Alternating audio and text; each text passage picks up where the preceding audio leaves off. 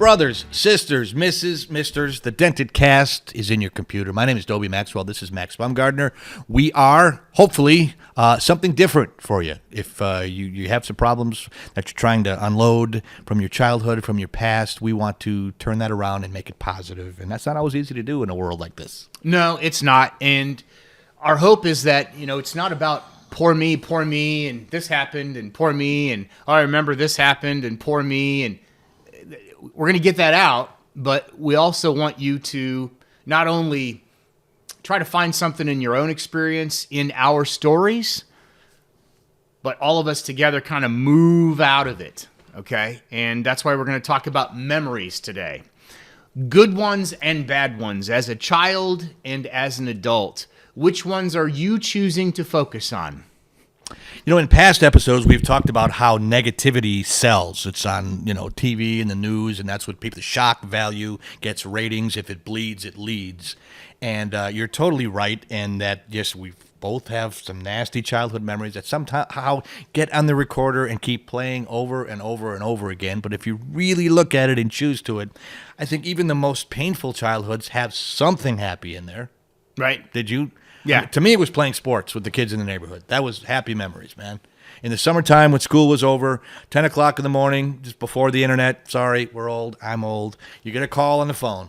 Hey, we're 10:30. We're gonna meet at the field. Blah blah blah blah blah. Bring the ball. Bring the bat. Give me a glove. Football. Whatever. And we would play until lunch. Then we'd eat lunch. And we'd play till supper. And then we'd play till the sun goes down. And man, that was fun. It was, and my childhood memories of my friends, getting outside. There's some kids in our neighborhood that we see that are not normal kids because they're out playing.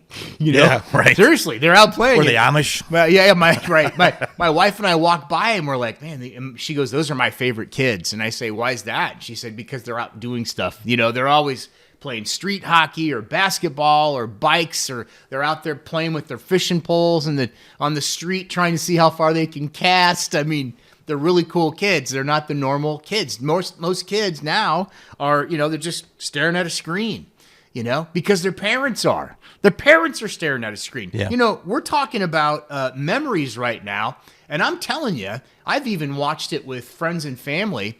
The parents, especially when they have small kids, spend most of their time, even when you're with them. I mean, we could all be together, and they're like, and their kid's right there. Yeah. Their kid is right there begging for time. I mean, it's like, I don't think people are aware. I know people aren't aware. I'm not going to tiptoe. People aren't aware. The masses are asses. We're going to put it that way. They're not aware. And you get some kind of a dopamine hit out of your phone all the time in your damn face. And meanwhile, those are the memories that you're creating for your kids. Yeah, I remember. Yeah, this is my mom. So the side of mom's head looking at this is my dad. Yeah, that's what I remember. That shit's happening right now, man. It really is. So now we're Dented Cans. What are the Dented Cans of the future going to be? I don't know, just a void of all memories. They're going to have to look in the phone and figure it out. Yeah, I think so. Right. Find a way to get in that phone. Right. I worked with a girl one time who was a comedian, and I don't think she's a comedian now. And she really was very honest. She said the only reason I wanted to get on stage was my dad used to watch TV all the time, and I wanted to be a comedian so I could get on TV, so I could get my father's attention and say, right. "Hi, Dad, do you love me?" Right. And that had nothing to do with her act, but I thought the same thing.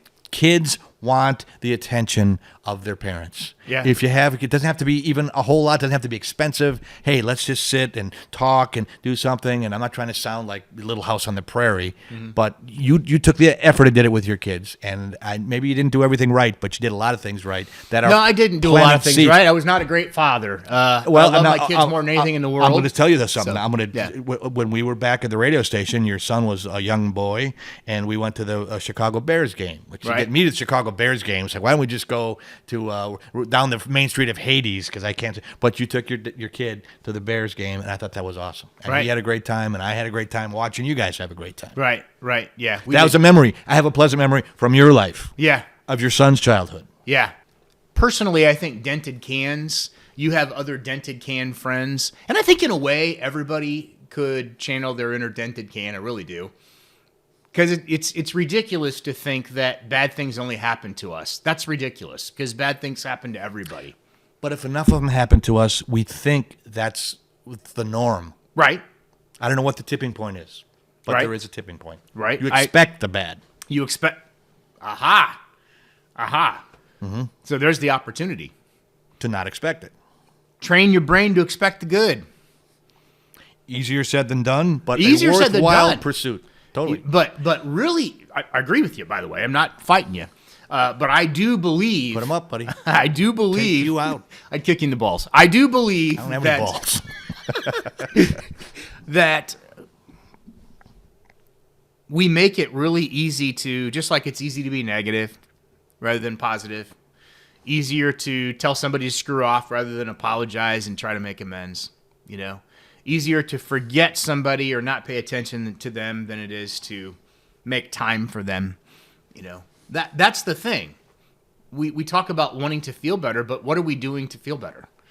Are we making an effort to feel better? Are we exercising? Are we journaling? Are we looking for, to fill our brain with good stuff from books? Or if you don't like to read, a lot of people don't like to read, then, look at that phone that you have. There's in your enough damn audio, hand. yeah. Right, or podcasts. There's a million of them. Literally a million Well, we're podcasts. kind of one of them.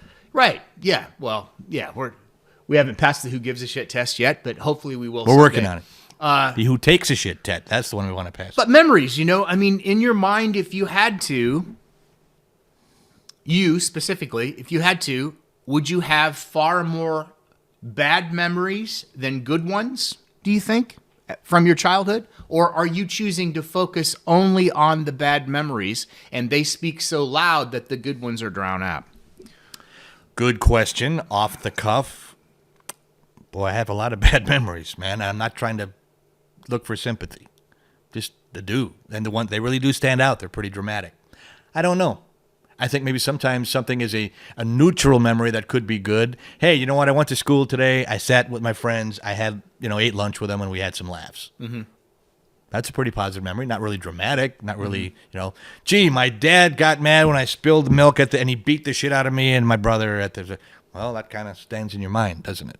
Yes. I don't know if I don't have an answer for you. I have to think about it. Well, I think that the bad speaks louder than the good, like we've talked about in this episode and in other episodes. It's louder. It's more harmful, But I think that's the way we're wired. And I'm not a mental health professional. I do like to read a lot. I do like to listen to podcasts while I'm exercising. But I do believe that there's definitely, we get something out of remembering the bad, then sharing the bad, then trying to have someone else be the salve, just kind of help me, here's what happened to me. Please give me attention. I didn't get it before, and now I want it from you because I'm so full of pain, I think that's a natural, like a human thing. Don't you think that you have to get the pain out? I think that's why, like you said, we're not just here to say, oh, poor us, this thing's happened. You got to get the turd out and then wash the turd from the sidewalk. Hose it off. Oh, there's a turd. Oh, God, this stinks. I can't even eat it. It smells so Well, bad. if you're a dog, okay, but a human doing that, but yeah, metaphorically it's speaking. metaphorically, yeah, analogy, I got you. artistically. Yeah. Right. That's about the level that I can go. But I think it really is. It is a psychological, mental turd that's in there, and you got to unplug it and get it out. But when it's out, I think it's got to stay clean. I wish, because your story, and you can go back and watch Father about Dobie's dad Russ and their relationship. You can watch Mother, which was released on Mother's Day. I actually, compared to Dobie, hit the lottery. My mom and I love each other still to this day, and because of what went on around us, it's a tough relationship. It really is. Still to this day. I mean, it's tough. But you have one. But we have one, and I would still do anything for her. If she needed me, I'd be right there. There'd be no question in my mind. Cool. So that's that. But what I was going to say with that is, if you were able to focus on some good memories, because I did this recently myself, there actually are more good memories. But our brains, because of the trauma, our brains choose to focus on the bad ones because it becomes part of our story. It becomes our identity. And we keep replaying those. Here's another interesting fact that I just read. That sometimes our brains fill in the blanks. You know, our brains aren't even fully capable of, like when you're a toddler, you don't have memories of that. You can't. It's not fully developed. That part of your brain isn't fully developed. So what you're really relying on is the story or the narrative that you were told. Okay? And then what you don't know or what you didn't experience, you create. That's a true story. Your brain's capable of that and modifying history. You know, it's the same thing for when there is really bad trauma for someone and their children, we don't need to go through the litany of horrible things children go through, but their brain has a tendency to block it out. They're actually finding out now that there's a tie to that and attention deficit disorder. So it's not about cognitive ability as much as it's about, you know, this kid has so much trauma and stress in their life that they train themselves to block it out. That's why they're not present with you. Oh, and by the way, when they go to school, the same thing's going to happen, and you're going to say there's something wrong with the kid. Nope, that's a mechanism for them to protect themselves. That's true too. There's research out there right now.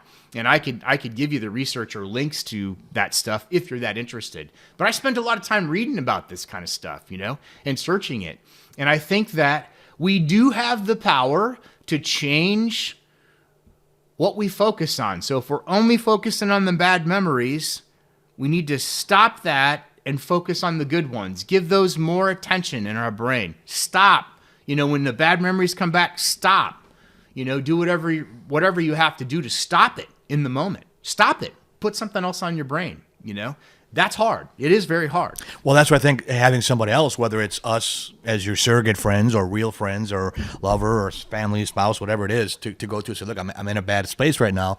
Let's put some good memories. Now, how about good memories as an adult? Do you consciously make them? I did. Yeah. You know, I do. And I have been even lately with my wife. I mean, my wife and I have gone through some really rough times, as you know, like a lot of marriages do.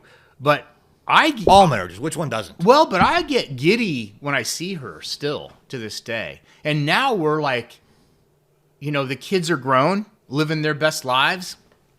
And it's like we're dating. It's crazy what's happening. Good. And I just love it. I just absolutely love it. So we do stupid things that make each other laugh that no one else knows about, that if someone else saw would be like, that's odd. And we just laugh. We belly laugh. But we're creating memories. You know, we're in a process of change right now as we tape this, that we're going to move. We don't know where. Got a couple of choices. You know what I'm saying? If you have a place, call Max here at the Dented Cast. It's exciting is all I'm trying to say. Sure. And so, yeah, to answer your question, I do have some good memories as an adult. I think it's normal, like, to think, if you're a dented can, if you struggle with depression and anxiety, to think about how much of a piece of crap you are. I don't have enough money. My retirement plan of zero is not going to go very far. You know, I'm not in health. I'm not married. You know, those are all things that you tell yourself. That Thank you for describing my life, Max. Well, go back to I statements. That's one that we did, because what you tell yourself is so powerful. It really is. But that goes right along with, in tandem with, the memories you choose to refocus on. That's all I'm saying. Sorry, I apologize. Don't have to apologize. Yeah. This is what we're here for you. Please like us, subscribe to us. We're here for you. We want to get better too. So we're trying to dig into some episodes. And I know we are, because we are getting some feedback. So thank you for all the feedback that we get. Thank you. Choose the good memories. It's tough. So is doing 50 sit-ups. Both are really good for you.